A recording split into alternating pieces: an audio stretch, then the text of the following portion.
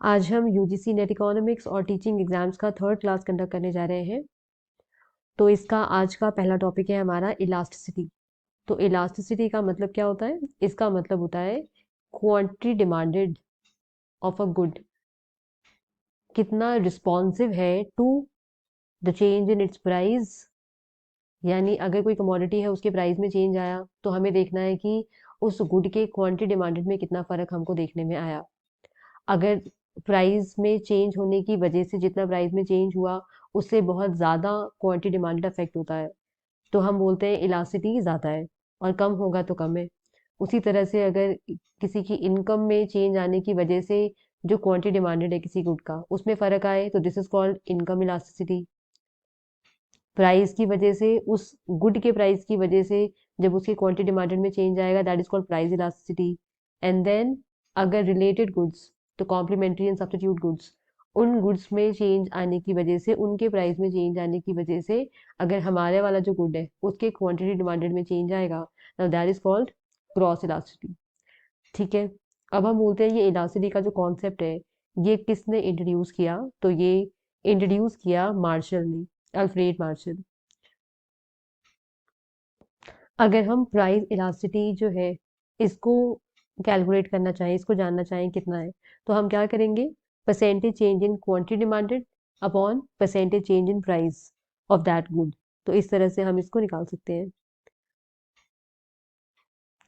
अब यहाँ पे हम दो डायग्राम देख रहे हैं। अगर हमें पता लगाना पड़े कि किस में कौन ज़्यादा इलास्टिक है, किसकी इलास्टिसिटी ज़्यादा है, तो हम देख रहे हैं यहाँ पे प्राइस जो है, इसमें इतना चेंज आया, प्राइस में इतना चेंज आने की वजह से क्वांटिटी डिमांडेड जो है, उसमें इतना चेंज हमें देखने में आ रहा है। जबकि यहाँ पे देखो, प्राइस उतना ही है, जितना यहाँ पे चेंज आया है उतना ही प्राइस यहाँ पे भी बदला है। पर यहाँ पे देखो क्वांटिटी डिमांडेड कितना है, बस इतना सा है। तो हम बोलेंगे कि ये वाला जो है डिमांड को, ये ज़्यादा इलास्टिक है और ये कम इलास्टिक है। तो यहाँ पे प्राइस में जितना चेंज आया, उसके कंपैरिजन में जो क्वांटिटी डिमांडेड है, उसमें अच्छा चेंज आया है, काफ़ी ज़्यादा चेंज देखने में आ रहा है। पर यहाँ पे प्राइस में काफ़ी ज़्यादा चेंज आया है, उसके बाद डिमांड थोड़ा सा अफेक्ट हुआ है। तो ये हम इस तरह से देख सकते हैं। अब यहाँ पे हमें तीन केस देखने में आ रहे हैं। एक है जहाँ पे प्राइस इलास्टिसिटी 0, देन यहाँ पे 1, और यहाँ पे इन्फिनिटी। अब कैसे समझेंगे देख लेते हैं। अब इसका क्या मतलब है? ज़ीरो का होता क्या है मतलब? अगर इलास्टिसिटी 0 आती है प्राइस की, विच मीन्स प्राइस में आप कुछ भी चेंज कर दो, पर क्वांटिटी डिमांडेड जो है वो उतने का उतना ही रहने वाला है। तो हमारा ये डिमांड कर्व देखो, ये वर्टिकल है, तो यहाँ पे क्वांटिटी डिमांडेड इज फिक्स, तो दिस इज ओ, और यहाँ पे कोई पॉइंट बना लो, लेट्स से क्यू। तो quantity demanded is fix which is O Q, तो आप कुछ भी प्राइस कर लो, ये इतने का इतने रहने वाला है।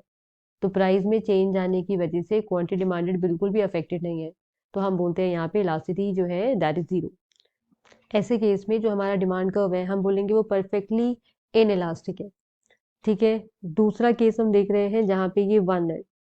तो 1 के केस में क्या होता है, हम बोलते हैं जितना परसेंटेज ऑफ प्राइस बदला है, हमारी क्वांटिटी डिमांड में भी उतना ही परसेंटेज चेंज हमें देखने में आएगा। तो ये वाला केस है, यहाँ पे ये 1 शो हो रहा है। तो जितना परसेंटेज प्राइस बदलेगा, उतना ही परसेंटेज हमें क्वांटिटी में भी बदलाव देखने में आएगा। अब इसके बाद में ये केस है हमारा इन्फिनिटी वाला। तो इसका क्या मतलब है? इसका मतलब है कि जो बायर्स हैं, सामान खरीदने वाले लोग हैं, वो इस प्राइस पे, जो भी एक फिक्स प्राइस है, उस प्राइस पे कितनी भी क्वांटिटी खरीदने को तैयार है।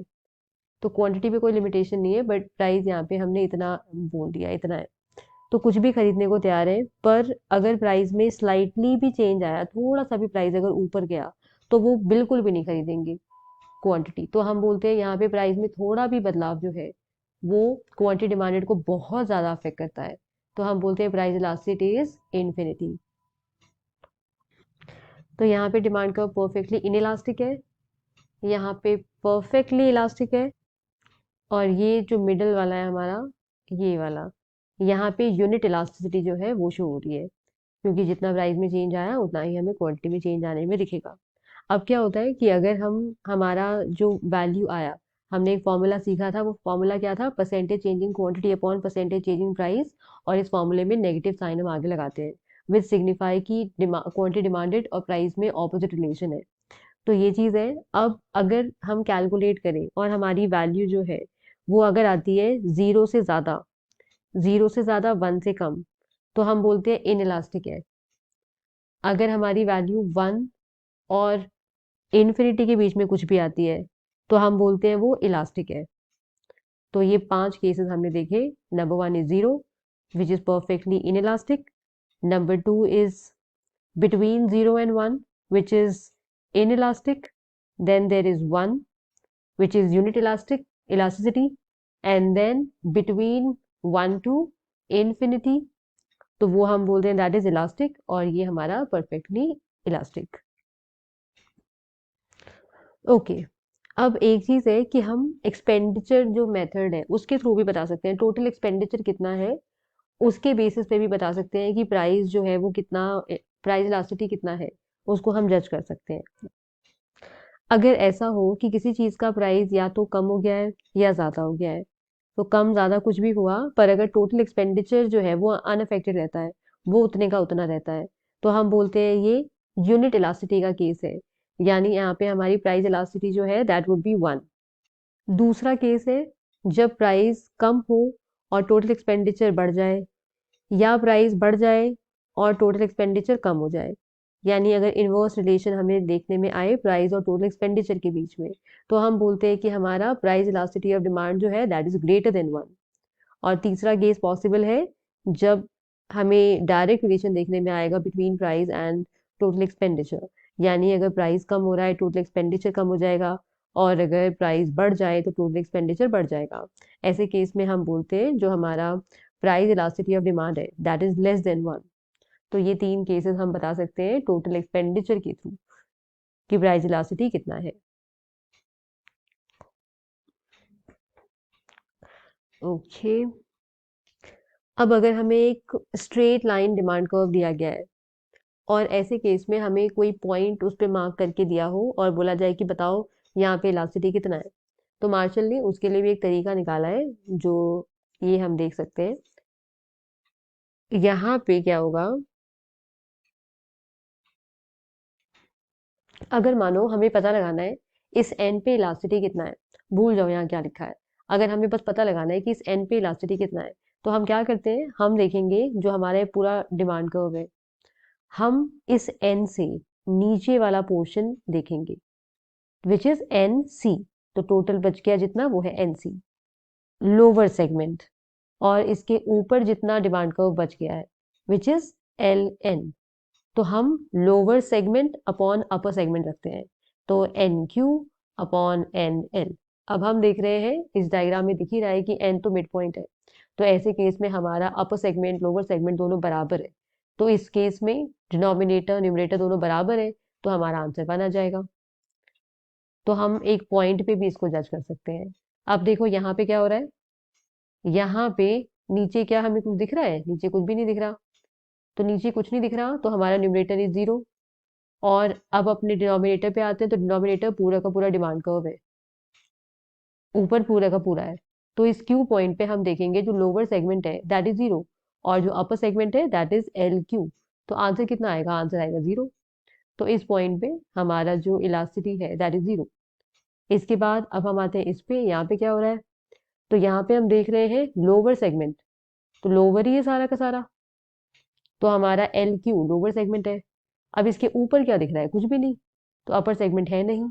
तो इस केस में लोअर सेगमेंट हमारे पास है which is L Q upon में 0, क्योंकि अपर सेगमेंट है नहीं। तो ये हमारा इन्फिनिटी वाला केस है। ओके, अब क्या होगा, देखो यहाँ पे हमने देख लिया 1 था, यहाँ हमने देख लिया इन्फिनिटी है, तो इसके बीच में कोई भी पॉइंट हो वहां पे इलास्टिसिटी 1 से ज्यादा होगी। ये कॉमन लॉजिक है। और अगर करके देखना है तो हम करके भी देख सकते हैं। तो ये हमारा एम पॉइंट है, हम देखेंगे इससे नीचे कितना है, एम क्यू। तो टोटल एम क्यू हो गया हमारा लोअर सेगमेंट। अपर सेगमेंट कितना है, एम एल। तो M Q upon M L, तो बड़ा कौन सा दिख रहा है, लोअर बड़ा है, एम क्यू बड़ा है, तो इस केस में क्या है, न्यूमरेटर बड़ा है, तो डेफिनेटली हमारा आंसर 1 से ज्यादा आएगा। और सेम यहाँ पे प्रोसेस अप्लाई करोगे तो यहाँ पे लेस देन 1 आएगा। ओके, अब हम आ जाते हैं, कुछ थ्योरम्स हैं जो हम यहाँ सीख सकते हैं। तो क्या है, देखो पहला, यहाँ पे हमें क्या दिख रहा है, एक हमें दिख रहा है डिमांड कर्व ये वाला पीबी, और दूसरा हमको दिख रहा है पीए। दो डिमांड कर्व है और दोनों का स्लोप भी डिफरेंट है, दिख ही रहा है हमको। पर यहाँ पे ये सेम पॉइंट से शुरू हो रहे हैं, ये भी हमें नजर आ रहा है। इस पी पॉइंट से दोनों के दोनों डिमांड कर्व शुरू हो रहे हैं, इन दोनों का स्लोप डिफरेंट है। अब हम अगर ऐसा करें कि कोई एक लाइन ड्रॉ करें, कोई एक लाइन ड्रॉ करें जो एक्स एक्सिस के पैरेलल है। तो हमने एक लाइन ड्रॉ कर ली एम एस, इन दोनों जो हमारे लाइंस हैं उनको काटते हुए। अब क्या होगा, तो ये जो पैरेलल लाइन हमने ड्रॉ करी है वो हमारे पीबी जो हमारा लाइन है डिमांड कर्व है उसको आर पे काट रहा है और इसको एस पे। ठीक है, तो अगर हम आर पे कैलकुलेट करें इलास्टिसिटी कितना है, प्राइस इलास्टिसिटी, और एस पे कैलकुलेट करें, तो हम देखेंगे दोनों पे प्राइस इलास्टिसिटी जो होगा वो सेम आएगा। तो ये हमारा पहला थ्योरम। यानी अगर सेम पॉइंट से आप दो डिमांड कर्व्स ड्रॉ करो और डिफरेंट स्लोप हो जाए उसका, और फिर हम एक पैरेलल लाइन ड्रॉ कर रहे हैं एक्स एक्सिस से जो इन दोनों को काट रहा है, तो फिर जो हमें दो पॉइंट्स मिले हैं उन पे अगर हम प्राइस इलास्टिसिटी कैलकुलेट करें तो वो दोनों सेम आता होता है। ठीक है, तो एक हमने ये चीज जानी। इसके बाद में इसमें क्या ये शो करना चाह रहे हैं, यहाँ पे हमने दो डिमांड कर्व्स ड्रॉ करे हैं, एक एनएम है एक आरएस है, और दोनों पैरेलल है एक दूसरे के। तो यहाँ पे हम ये देखते हैं कि ओरिजिन से जो डिमांड कर्व ज्यादा दूर होगा उस पे प्राइस इलास्टिसिटी जो होगी वो कम होगी। अगर हम एक पर्टिकुलर प्राइस लें और उस प्राइस पे देखें कि दोनों की उस प्राइस से हमने एक लाइन ड्रॉ कर लिया, हमने एक सर्टेन प्राइस डिसाइड कर लिया और एक लाइन ड्रॉ कर लिया, फिर हमने देखा वो कहाँ कहाँ इंटरसेक्ट कर रहा है और टच कर रहा है। इसके बाद फिर हमने कैलकुलेट किया इस दोनों पे प्राइस इलास्टिसिटी। तो हम देखेंगे जो दूर वाला होगा उस पे कम होगी, पास वाले पे ज्यादा होगी, अगर ये दोनों कर्व्स हमारे, दोनों लाइन हमारी पैरेलल है। तो देख ही सकते हैं, वैसे भी हम खुद ड्रॉ करें तभी भी हम देख पाएंगे, देखो इसका लोअर सेगमेंट कितना बड़ा है, lower segment upon upper segment. तो इसका अपर छोटा सा है, लोअर इतना बड़ा है, और जो दूसरे वाला है उसका ऑलमोस्ट सेम ही है, तो डेफिनेटली इसका वैल्यू कम आएगा, है ना, इस वाले का वैल्यू कम ही आएगा और इसका ज्यादा आएगा। ठीक है, तो एक बात हमने और सीखी। इसके बाद में हम देख रहे हैं, यहाँ पे ये बात बताई जा रही है कि मान लो अगर आपके पास दो डिमांड कर्व्स हैं, स्ट्रेट लाइन डिमांड कर्व्स हैं, और वो किसी पॉइंट पे इंटरसेक्ट कर रहे हैं। तो जहाँ इंटरसेक्ट कर रहे हैं वहाँ हम देख पा रहे हैं प्राइस जो है और जो क्वांटिटी है वो तो एक ही है दोनों के लिए। पर हम जब इलास्टिसिटी की बात करते हैं तो हम बस प्राइस क्वांटिटी की नहीं, उसमें चेंज की बात करते हैं। तो हम देखते हैं अगर ऐसे दो डिमांड कर्व हो जो किसी एक सर्टेन पॉइंट पे एक दूसरे को इंटरसेक्ट कर रहे हैं, स्ट्रेट लाइन डिमांड कर्व है, तो जो कर्व ज्यादा स्टीप होगा, जो कर्व ज्यादा स्टीप है वो कम इलास्टिक होगा, और जो कर्व ज्यादा फ्लैट है वो ज्यादा इलास्टिक होगा। ऐसा होता है। और इसको उस लॉजिक से याद रख सकते हो कि हमने अभी पढ़ा था कि एक डिमांड कर्व जो ऐसे वाला है, इसमें क्या होता है, इलास्टिसिटी इन्फिनिटी है, तो डेफिनेटली जो ज्यादा फ्लैट होगा उस पे ज्यादा होगा, और जो जितना ज्यादा वर्टिकल जाने लगेगा, जितना स्टीप है, और एट द एंड क्या हो सकता है, यही हो सकता है। तो यहाँ पे तो जीरो था। तो हमें पता है जितना ज्यादा फ्लैट हो, तो जितना ये डी डैश बहुत फ्लैट है इसके कंपैरिजन में, डी डी के कंपैरिजन में, तो जो ज्यादा फ्लैट है उस पे इलास्टिसिटी ज्यादा है, जो ज्यादा स्टीप है उस पे इलास्टिसिटी कम है। तो एक ये बात भी हमें पता चल चुकी है। ओके, अब अगर हमारा डिमांड कर्व एक स्ट्रेट लाइन डिमांड कर्व ना हो, एक कर्व है, और उस कर्व पे हमको दो पॉइंट दिए गए हैं, इस कर्व पे दो पॉइंट दे दिए गए और बोला गया इस आर्क, ये जो आर्क बन रहा है ए बी, इस आर्क पे कितना इलास्टिसिटी है आप ये बताओ। तो हम क्या करते हैं, हम इस फॉर्मूले को अप्लाई करते हैं, चेंज इन क्वांटिटी, तो Q1 Q2, change in price which is P1 P2, इसके बाद में मल्टीप्लाई बाय जो ये P1 है plus P2, P1 plus P2 divided by Q1 plus Q2। तो बेसिकली हमने यहाँ पे किया क्या है, ये एट द एंड फॉर्मूला हमें निकल के आता है, बट एक्चुअली हम करते क्या है, हम करते हैं P1 P2 डिवाइड बाई 2, ताकि हम एक मिडिल वैल्यू जान सके। सेम प्रोसेस अपनाया जाता है Q1 plus Q2 divide by 2, पर वो टू टू कैंसिल आउट हो जाते हैं, तो एट द एंड हमारा फॉर्मूला कुछ इस तरह से आ जाता है। तो सिंपल सी बात है, क्वांटिटी में कितना चेंज डिवाइड बाई प्राइस में कितना चेंज, एंड देन दिस।